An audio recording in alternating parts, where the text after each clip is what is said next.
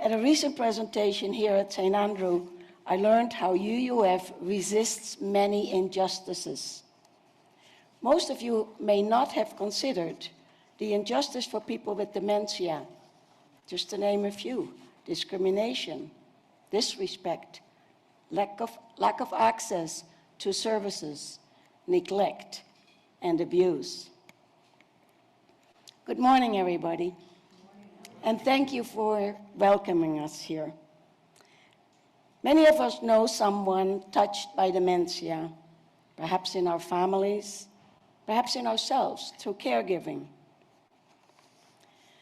Dementia affects memory and cognition, but it does not erase spirit. It does not erase the human longing for connection, meaning, or belonging. And that truth is where this vision begins. Lakeside Memory Neighborhood is rooted in a simple but powerful belief. Every person, regardless of memory loss, retains abilities, dignity, and worth. Using the Montessori approach, we focus not on what has disappeared, but on what remains. Choice remains, joy remains, purpose remains, relationships remain. And when we honor those things, something beautiful becomes possible. We imagine not an institution, but a neighborhood, a place shaped by compassion rather than control, a place where daily life has rhythm, beauty, and meaning, where families find relief, and where those living with dementia are not managed, but known. Because neighborhood is really another word for belonging, and belonging can be healing. As you look at these images coming up, imagine life continuing to unfold, such as hands in the garden, music stirring memory, moments of laughter which are calming, moments of peace and nature, a healthy diet which reduces anxiety. This is not about filling time. It's about honoring personhood and affirming that life with dementia can still hold beauty. For me, this became personal when my husband Ramiro was diagnosed in 2017. Like many caregivers, I began in fear. But along the way, I found something stronger than fear. I found hope. This project grows out of love, out of what I wished existed for families walking this path, and perhaps out of what we are all called to build together. So now I would like to introduce Anne for her part. Hello everyone, and thank you for welcoming us today. My name is Anne. I'm honored to present here with my colleagues Elly and Joan. Today, I'd like to share with you a project that is very close to our hearts: the development of the Lakeside Memory Neighborhood, a Montessori-inspired approach to dementia care right here in our community. I'd like to briefly share why this project matters so deeply to me. I am a registered nurse and hospital administrator for a nonprofit hospital. So dementia has been part of my professional life for many years. But it became personal when my husband Mark was diagnosed with frontotemporal dementia about 3 years ago. Dementia doesn't just affect the individual. It reshapes entire families. I've experienced the uncertainty, grief, and the challenge of finding care that preserves dignity, purpose, and human connection, not just safety. Families facing dementia quickly discover that the journey is emotionally complex and often overwhelming. Caregivers must balance love, safety, and difficult decisions about long-term care. While spending time in the Lakeside community, I realized how many families, both local and expats, are quietly facing the same struggles, often without adequate support or meaningful options. This project grew out of that experience and a simple belief: people living with dementia still have value, still have ability, and still deserve a life of meaning. And families deserve guidance, community, and respite along the way.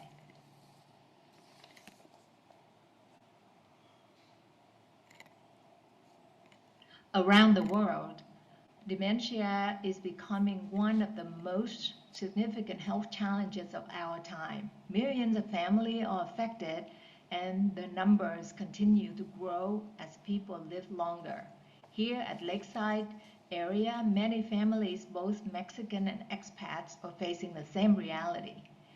A loved one who needs care, structure, safety, and dignity as their memory declines. Lakeside is aging, and that is not a bad thing. It means people love living here, but with aging comes increased dementia. Families often struggle to find safety, environment, trained caregivers, meaningful daily engagement, and support for families. Many families are forced into crisis decisions rather than thoughtful planning. Traditional models often focus on what people can no longer do. Our approach focuses on what they still can do with the right environment and support. For example, residents help with simple daily tasks, family routine reduced anxiety, and staff are trained guides, not controllers. Where are we today? Today, we are working to build a foundational for Lakeside Memory Neighborhood. This includes development, community awareness, building partnerships, and preparing the resources necessary to make the project sustainable. We are in the foundational stage. That means a committed core team is being established, mission and vision are defined, community conversations have begun, and we are building awareness and support. We are intentionally moving thoughtfully. Our mission is to create a nonprofit Montessori-inspired dementia neighborhood in Lakeside that support people living with dementia to live with dignity, purpose, and connection through ability-focused care and strong family and community partnerships. Our vision is a Lakeside nonprofit neighborhood where people living with dementia experience dignity, belonging, and quality of life through compassion, culturally attuned care, and meaningful support for family and care partners.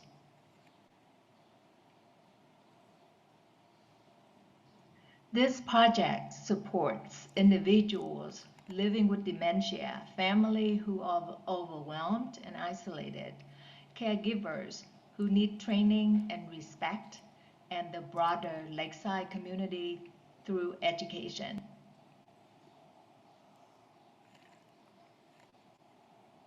Lakeside Memory Neighborhood offers dementia workshops in focusing on sensory, cognitive, physical, and creative engagement, including music, art, therapy, reminiscent activities with photos, music, practical life skills like folding laundry and gardening, simple games like puzzles and sorting, like light exercise like chair yoga, walks, and aromatherapy, all designed to stimulate senses, improve mood, and maintain abilities. Lakeside Memory Neighborhood offers support groups for care partners. It offers dementia-friendly community. It is based beyond residential care, and education is central for community tasks, for caregiver education, and for reducing stigma. Dementia-friendly community benefits everyone. Transparency is essential. This project is committed to ethical governance, clear communication, and responsible use of funds. What does success look like? Success means fewer families in crisis, more dignity for those living with dementia, and a community that shows up for one another. Imagine Lakeside Neighborhood is known as a place that cares deeply for its elders. So at this point, you have heard why this project exists, the realities families are facing here at Lakeside, and where we are right now. What we have shared with you today isn't just a vision. It's something that's really taking shape, step by step, with community at the center of it. And that brings us to the most important part of today's conversation, how this community can be part of making this real. I now like to turn the presentation over to Joan, who will talk about how community can become part of this effort. Joan. Before I ask for support, I'd like to offer a reflection. How we treat those who are vulnerable says something profound about who we are. Dementia is often called the long goodbye, but I have learned it can also reveal enduring presence, a glance, a touch, recognition, love still finding its way through. My husband has taught me connection does not disappear. It changes form, and our vision is to create a place where that connection is protected, where dignity is sheltered, where people are met as souls, not diagnoses. This is not just a care model. It is an act of community, and communities are built through shared ministry, through presence, through generosity, through showing up. Perhaps your gift is time, perhaps wisdom, perhaps resources, perhaps simply believing that this should exist, and it all matters. Today, I invite you to consider what role you might like to play in helping this bring into being. Because some projects are practical, and some feel almost like a calling. This feels like a calling to build a place where no one walks this journey alone, where elders are honored, where compassion has structure. If that vision speaks to you, we invite you into it. Thank you. Don't go away. If there is any time for any questions, okay, then we'll do that. And then after the question, we'd love to continue the conversation with you outside at our table there. And if this vision resonates with you, we welcome your ideas, your support, and your partnership. So does anybody have any questions or comments that they'd like to make? Yeah, Robbie. I guess a little bit of clarification. I had the luxury of being here yesterday at the rehearsal, so I heard a pretty large number as far as a budget for this thing. And what I request is a little bit of clarification. Could you define specifically what this neighborhood is. I'm hearing the ethics and the approach and the respect, but I'd like to hear about the bricks and mortar part of it. Thank you. It's a great question. We couldn't all fit it into 20 minutes. My origin is from Holland, and where many communities have memory neighborhoods, communities. When I first came here in 21, I saw this property and I thought, this could be something like that. Because when I was looking for Ramiro, there were care homes and there were like institutions. And it was awful. There was all white walls like this. And I thought we should be able to do something different. So I started kind of like a day program. Nobody wanted to do that. None of the care homes wanted to do that. But I found something. And then when I looked at this particular building, I told my Joan friend, wouldn't this make a great community for memory? And we just carried that with us. And I thought that would never happen until Anne, who is in our caregivers group, support group, contacted me and she said, Elly, I have this idea and I should talk to you because you're doing so many projects with dementia. May I send you my vision? And that vision was exactly what I have been dreaming about. So since then, we've been working on that. So we have a property in mind, and that's where the money comes in. We're starting already with a pilot program at the care home, which is a home. It's not like a facility, where we're doing a day program, and we're starting the pilot program with the Montessori approach just to get started and get the community to know about it. The property that we would like to purchase is just absolutely perfect. We've seen a number of properties. This is a huge place with lots of garden around, 8 rooms. We can probably make 10 rooms out of it with all these different areas, patios, and it's just absolutely perfect. It has a casita where family members from abroad can come and spend the night or so. So that's our dream. We have done a lot of research on various foundations that are willing to support our vision, but nobody wants to invest in real estate. They will not do it. So we are looking at 3 different ways. One would be like a partnership, when somebody could have the name on one of the special rooms, like the music room, or a therapy room, or a garden, just different things. The other one would be maybe a loan, a small investment loan, or just like a legacy fund. There's lots of people here that have no family, and they have money, and they don't know what's going to happen with the money. So we raise our hands and we say, hey, come and talk to us. So does that answer your question? That was a great question, and it gave me really an opportunity to tell you what we're doing. Yeah. Keep my yellow candle. Zoom folks, too, if you have any questions, Joyce, you could send them out in the chat and holler at our tech team, and we'll get you on there, too. Any other questions here in the room? Lamar, you've got one.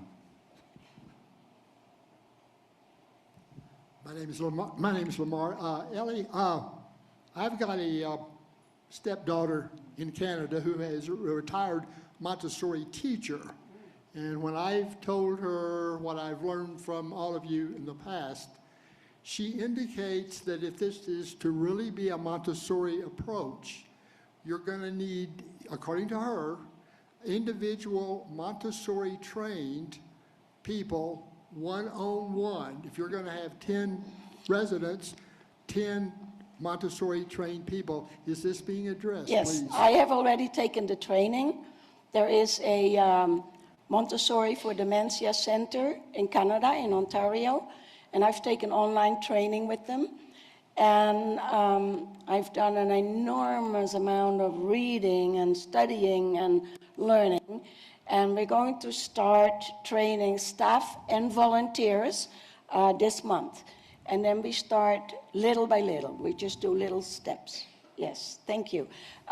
Just for clarification, you may have all heard about the Montessori from Maria Montessori in the early 1900s, where she worked with children that were considered non-teachable, and she did amazing work. So Dr. Cameron Camp, in about 2015, he worked with a lot of dementia patients, and he thought there must be a way that we can do something, because they can still learn things. We just have to take the time and introduce them to things that relate to them. So we have a little toolkit for caregivers. It's a huge questionnaire, and we ask them to write down the full history of this person. What were the hobbies when they were little? What did they study? What was their employment? All these kind of things. And we're going to base that it's going to be individualized care. And we have already about 25 volunteers that have approached us. Christy is going to work with us and hope to do some fundraising, music. And we have Oscar over there, who's done an amazing job with our administration. So we have the people. All we need is money. Just that. And more volunteers for our day program, yes. What property The location? property that we hope to buy is in La Floresta. Yes, and we've looked at several, but there's no other property that is just absolutely perfect for Great. our vision. Yes. Well, what do you think? A round of applause for these ladies. So thank you for listening to us, and thank you for holding this possibility with us. Great. Thank you. Thanks, Elly.